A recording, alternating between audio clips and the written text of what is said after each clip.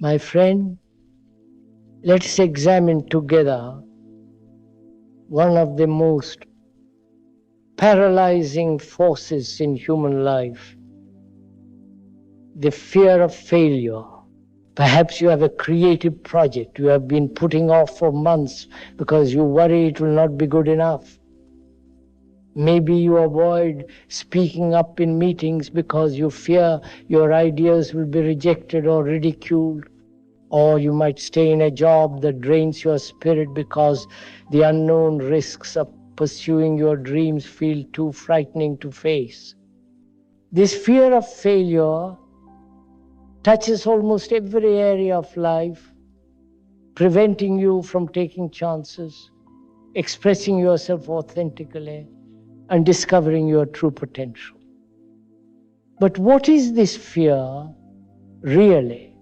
And why does the possibility of failure hold such terror for the human mind? Watch what happens when you consider doing something that matters to you but carries the risk of failure. Perhaps you have always wanted to write a novel, start a business, learn a musical instrument, or change careers. As soon as you seriously consider taking action, notice how the mind immediately begins generating scenarios of failure. What if I spend months writing and no one wants to read it? What if I invest my savings and the business fails? What if I am too old to learn something new? What if people think I am foolish for trying? These fearful projections feel so real, so probable, that they often prevent you from even beginning. You are defeated by imaginary failures before you have given yourself the chance to discover what is actually possible. But observe this very carefully. These failures exist only in your mind. You are suffering now from events that have not happened and may never happen. You are choosing certain present misery to avoid uncertain future disappointment. Let us look at a specific example from daily life. You are in a work meeting where your supervisor asks for ideas about improving a particular process. You have a suggestion that you think could be genuinely helpful. But as you consider speaking up, the fear thoughts begin. What if my idea is stupid? What if everyone thinks I do not understand the situation? What if they reject my suggestion and I look foolish? So you remain silent, and later you feel frustrated with yourself for not contributing. But what actually would have happened if you had spoken up and your idea was not well received? Someone might have politely explained why your suggestion would not work, or they might have built on your idea to create something better, or they might have simply moved on to the next topic. None of these outcomes would have been catastrophic, yet the fear of these mild disappointments was enough to silence you completely. This reveals something important about the fear of failure. It is usually far out of proportion to the actual consequences of failure. The mind turns minor disappointments into major catastrophes, small rejections into devastating humiliations. You treat every potential failure as if it threatens your very survival, when in reality, most failures are simply information, feedback that helps you learn and adjust your approach. Consider the child learning to walk. They fall down countless times, yet they do not interpret each fall as a personal failure or a reason to give up. They simply get up and try again. naturally learning from each attempt until walking becomes effortless. But somewhere in the process of growing up, you learned to attach meaning to failure, to make it about your worth as a person rather than simply part of the learning process. The fear of failure is often rooted in the need for approval from others. You are afraid to fail because you believe failure will cause others to think less of you, to withdraw their love or respect. But examine this belief carefully. The people whose opinions you most fear losing are often not even paying as much attention to your actions as you imagine. They're usually too busy worrying about their own potential failures to spend much time judging yours. And even if someone does judge you for failing at something, what does that actually mean? Their judgment says more about their own fears and limitations than it does about you. People who have never risked failure themselves are often the quickest to criticize others for trying and falling short. But do you really want to limit your life based on the opinions of people who are too afraid to pursue their own dreams? Let us explore this through the lens of creative expression. Perhaps you love to paint but have never shown your work to anyone because you fear criticism. You tell yourself you are not good enough, that real artists are more talented, that people will see your work and realize you are just an amateur pretending to be creative. These thoughts keep your paintings hidden in a closet, seen by no one, touching no one, creating no joy in the world. But what if you shifted your relationship with your creative work? What if instead of painting to prove you are a great artist, you painted simply for the joy of painting?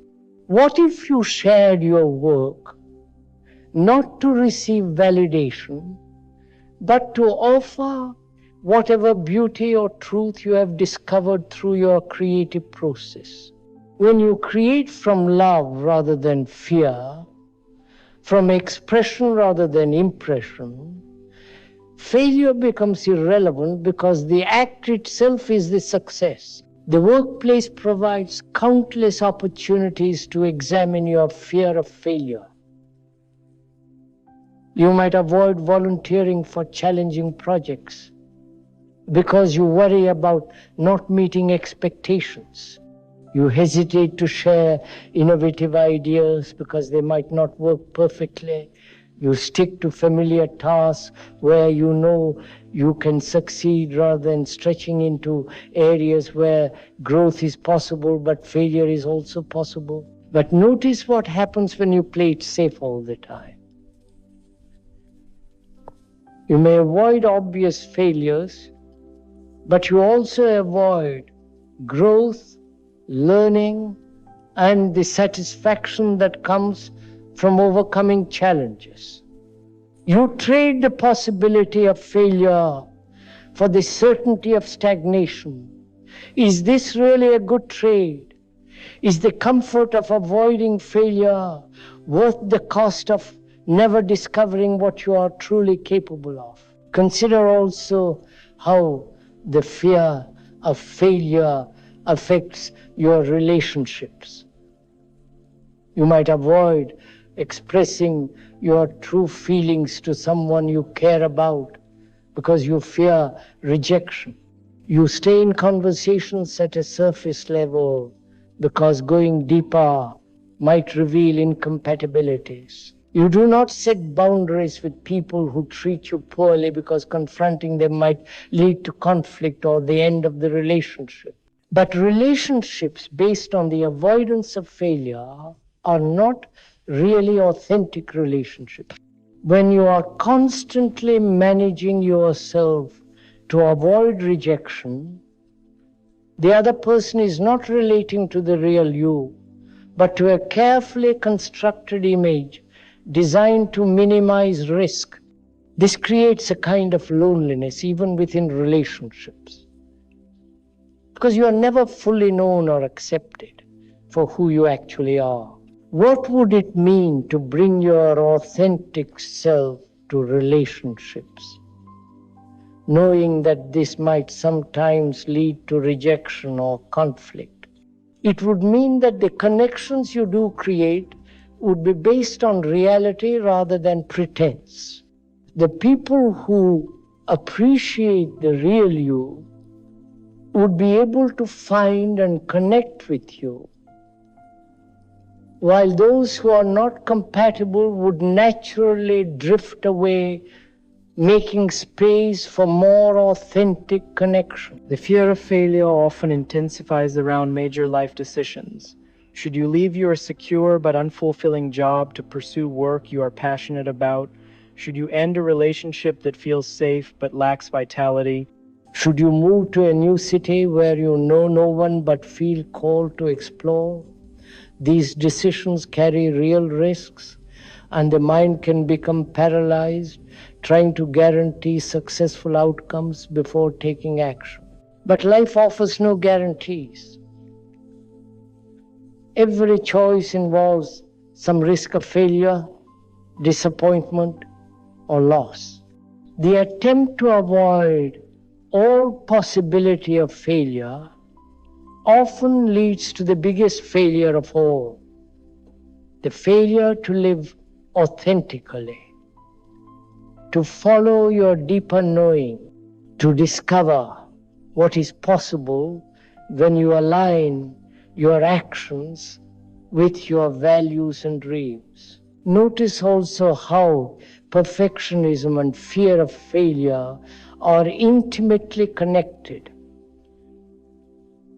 You delay starting projects until you can do them perfectly.